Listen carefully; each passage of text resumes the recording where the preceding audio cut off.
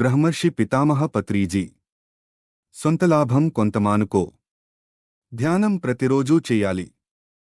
స్వాధ్యాయం ప్రతిరోజూ చెయ్యాలి. సజ్జన సాంగత్యం ప్రతిరోజూ చెయ్యాలి. ఈ 3 అంశాలను మనం మన జీవితంలో ముఖ్యమైన భాగంలా చేసుకోవాలి. జీవితంలో సగభాగం ఉద్యోగ వ్యాపారాలకు మరి కుటుంబ నిర్వహణకు ఉపయోగించుకుంటూ మిగిలిన సగభాగాన్ని ధ్యానం, స్వాధ్యాయం మరి సజ్జన సాంగత్యాల కోసం ఉపయోగించుకోవాలి. ప్రతిరోజూ ఉద్యోగం చేసినట్లే, ప్రతిరోజూ భోజనం చేసినట్లే, ప్రతిరోజూ ధ్యానం చేసుకోవాలి. ప్రతిరోజూ స్వాధ్యాయం చేసుకోవాలి, సాంగత్యం చేసుకోవాలి. అప్పుడే మన ఆధ్యాత్మిక జీవితంతో పాటు మన ప్రాపంచిక జీవితం కూడా సమర్థవంతంగా మరి శక్తివంతంగా మారుతుంది. ధ్యానం ద్వారా మనం విశేషంగా విశ్వశక్తిని గ్రహిస్తాం కనుక ఆ విశ్వశక్తితో మనం మన రోజువారీ కార్యకలాపాలను నిర్వహించుకుంటాం. యోగః కర్మసు కౌశలం అని భగవద్గీతలో శ్రీకృష్ణ పరమాత్మ సెలవిచ్చినట్లు ధ్యానం ద్వారా విశ్వశక్తివంతులం అయ్యే మనం మన ఉద్యోగ వ్యాపారాది కర్మలను మరింత కౌశల్యంతో నిర్వహించుకుంటాం.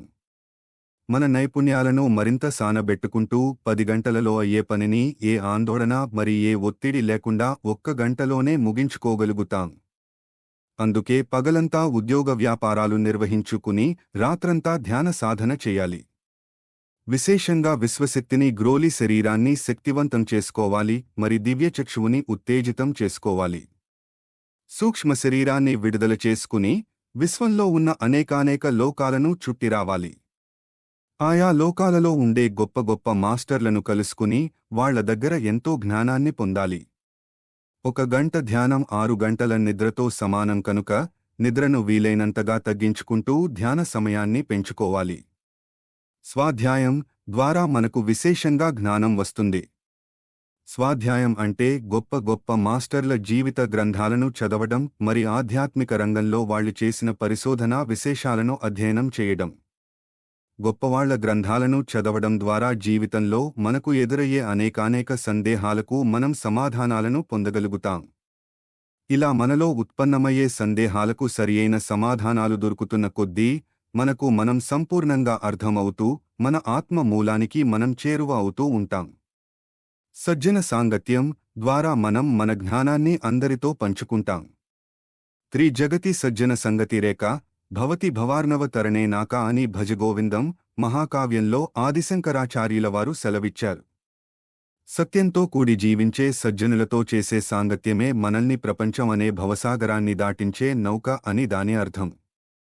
ప్రతిరోజూ కడుపుకి ఆకలి వేసినట్లు ధ్యానులకు ప్రతిరోజూ ధ్యానం చెయ్యాలి అనిపిస్తుంది. స్వాధ్యాయప్రియులకు ప్రతిరోజూ ఒక క్రొత్త పుస్తకాన్ని చదవాలి అనిపిస్తుంది. మరి సజ్జనులకు ప్రతిరోజూ సజ్జన సాంగత్యంలో పాల్గొని నా జ్ఞానాన్ని అందరితో పంచుకోవాలి అనిపిస్తుంది. కనుక ప్రతిరోజూ విధిగా సజ్జనులతో సాంగత్యం చేస్తూ ఆత్మజ్ఞానాన్ని పరస్పరం పంచుకోవాలి. వాళ్లకు తెలిసింది మనం వినాలి, మరి మనకు తెలిసిన జ్ఞానాన్ని వాళ్లకు పంచాలి. ప్రతిరోజూ కనీసం ఒక్కరికైనా క్రొత్త వాళ్లకు ధ్యానం నేర్పించాలి. మన స్వంతం లాభాన్ని కొంత మానుకుని మన సమయాన్ని కొంత ధ్యాన ప్రచారం కోసం వెచ్చిస్తూ మన పొరుగువాళ్ల అభ్యున్నతి కోసం మనం పాటుపడాలి. ధ్యానం ద్వారా ఆత్మానుభవం, స్వాధ్యాయం ద్వారా బుద్ధి వికాసం మరి సజ్జన సాంగత్యం ద్వారా హృదయ విశాలత్వం పొందగలుగుతాం. కనుక మన జీవితాన్ని ధ్యానం, స్వాధ్యాయం మరి సజ్జన సాంగత్యాలతో పరిపుష్టం చేసుకోవాలి.